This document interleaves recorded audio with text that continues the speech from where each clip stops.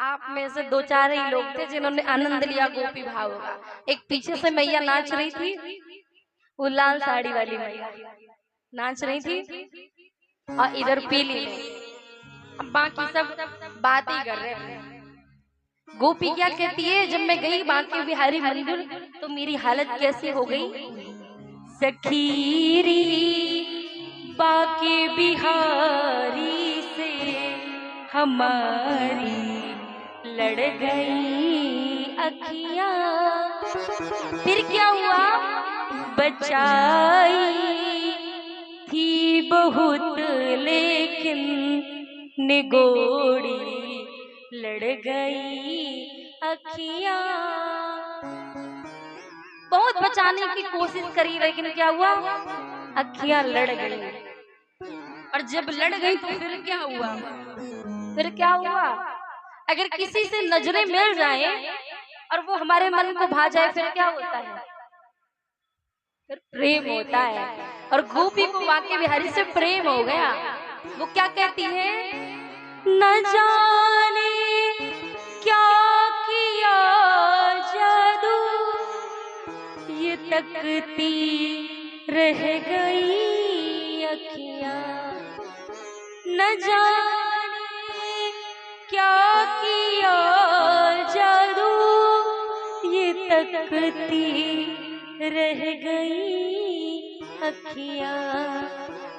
चमकती हाय बरछी सी, चमकती हाय बरछी सी गले में गड़ गई अखियां।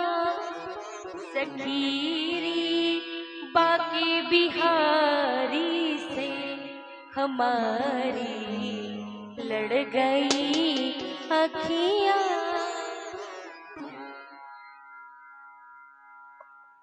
कभी गए हो बांके बिहारी मंदिर? कितने लोग गए, हाथ उठाना। बांके बिहारी मंदिर में जाके बिहारी जी का दर्शन सीधे होता है, बीच में पड़ता है पर्दा, कोई एक टक ना देख ले।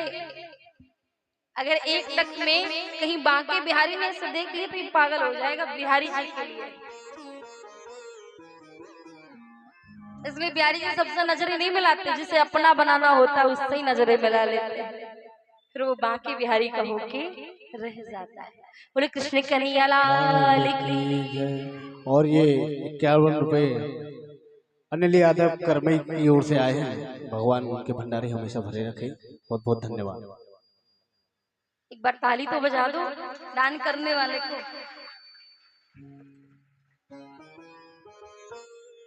आज महाराज परीक्षित ने सुखदेव जी से पूछा, महाराज 7 लोग हैं, पृथ्वी के नीचे 7 लोग हैं, पृथ्वी के ऊपर 7 लोग हैं,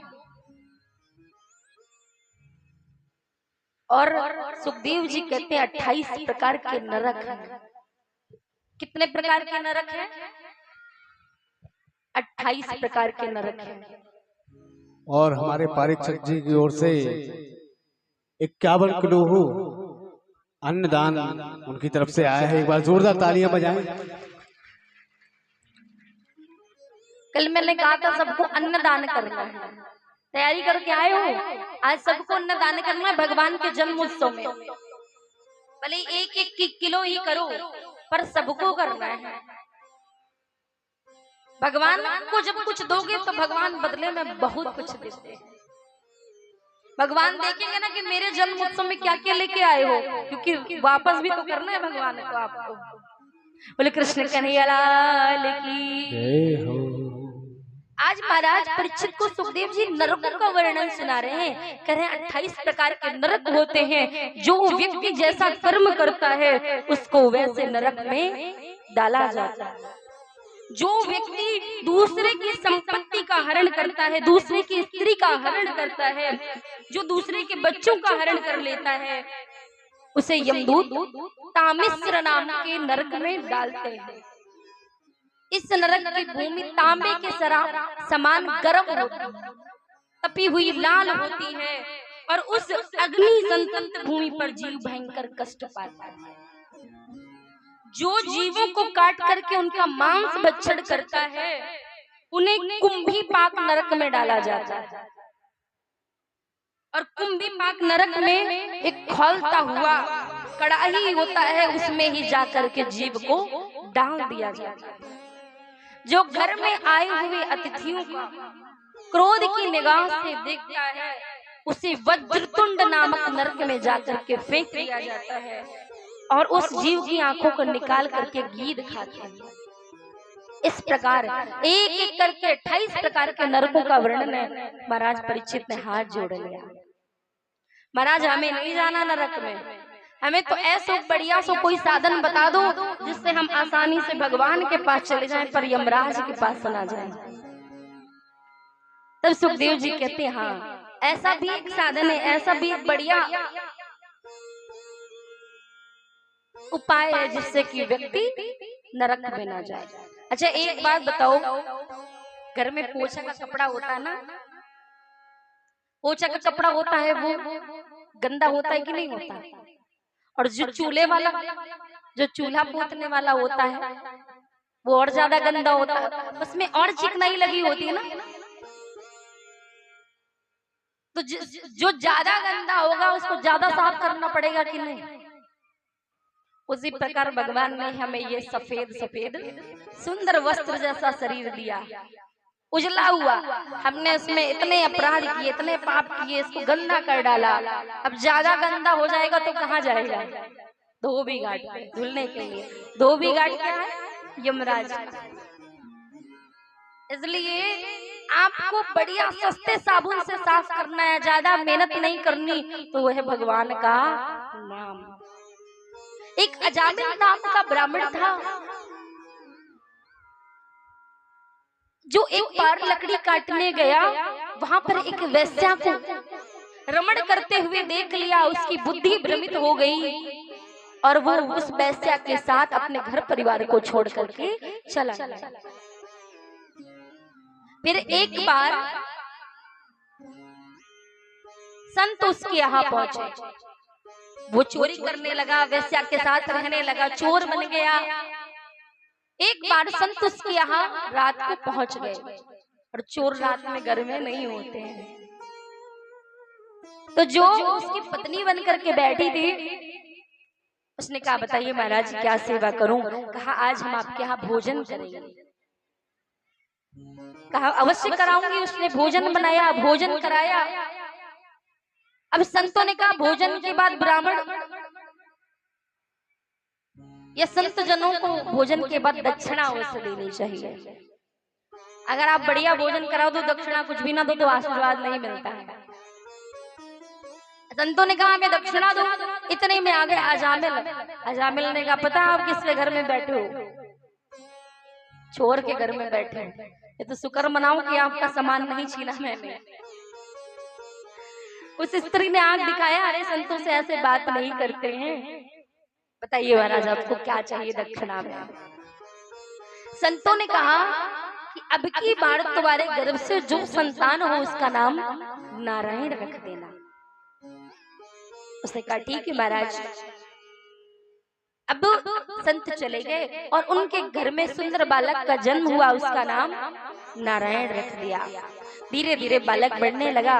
एक दिन अजामिल की मृत्यु का समय निकट आया, यमदूत लेने के लिए आए और अजामिल को दिखाई पड़ रहे यमदूत। कई बार लोग मरने से पहले बोलने लगते हैं अरे हमारे जाने का समय हो गया, हमारे जाने का समय हो गया, दिखने लगता है। अजामिल को दिखने लगा यमदूत आ रहे हैं। उसने कहा बेटा नारायण मेरी रक्षा करो, बेटा नारायण मेरी रक्षा करो। बेटा नारायण ने तो नहीं सुनी, लेकिन जगत पिता नारायण के पास आवाज पहुंच गई और भगवान ने भगवत पार्षदों को उसकी रक्षा के लिए भेज दिया। आज जैसे ही भगवत पार्षद आए, इधर यमराज के दूत, दोनों की आपस में लड़ाई होने लगी। दोनों लड़ने लगे। कहा ये मेरा है, उसने कहा नहीं ये हमारे भगवान का है। यमराज के दूतों ने कहा अरे ये पापी है। कहा भले ही पापी हो, इसने नारायण को बुलाया। बोले नारायण भगवान को नहीं बुलाया, अपने बेटे नारायण को बुलाया। भगवान के दूतों ने कहा एक बार बताओ, इसके बेटे का नाम नारायण 2-4 साल से हुआ, पर आदिकाल से अनादिकाल से नारायण कौन है? भगवान। इसलिए किसका हुआ? भगवान का हुआ। आज भगवान के भगवत पार्षदों ने मार करके अजामिल को बचा लिया और यमदूतों को भगा दिया। यम के दूत यमराज के पास गए और कहा आज से आपकी नौकरी नहीं करनी। आज हमारी ऐसी पिटाई हो गई कि आज के बाद आपकी नौकरी नहीं करेंगे। बोले क्या हुआ? बोले पता नहीं वो नारायण के दूत कहाँ से चले आए। बोले नारायण नाम लोगे तो आज से अपना सारा काम ठप्प हो जाएगा। यहाँ नारायण नाम नहीं लेना है। ये जितने पापी बैठे इनने सुन लिया नारायण नाम तो आज से अपना काम खत्म, व्यापार खत्म। बोले अच्छा इस नाम की इतनी महिमा है? बोले हाँ इतनी महिमा है। कहा कितनी महिमा है? बोले ये तो हम भी नहीं जानते, अगर भगवान से भी पूछो इस नाम की महिमा तो वो भी नहीं बता पाएंगे। भगवान से पूछा इस नाम की कितनी महिमा है तो भगवान भी नहीं बता पाएंगे। जब सेतु निर्माण हो रहा था, बानर वालों राम नाम लिख रहे थे तो वो पत्थर तैर जा रहा था। भगवान ने सोचा इतनी नाम की महिमा है, मेरे मैं भी लिख करके देखूं।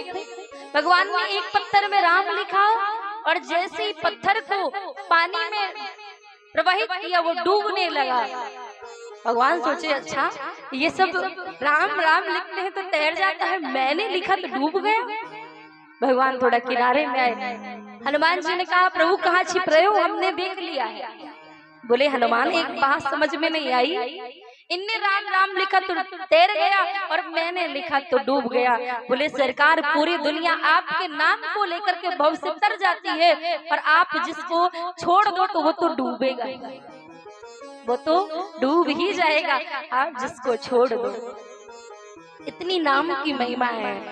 गोस्वामी जी कहते हैं कहाँ वो कहाँ लगी नाम बड़ाई, कहो कहाँ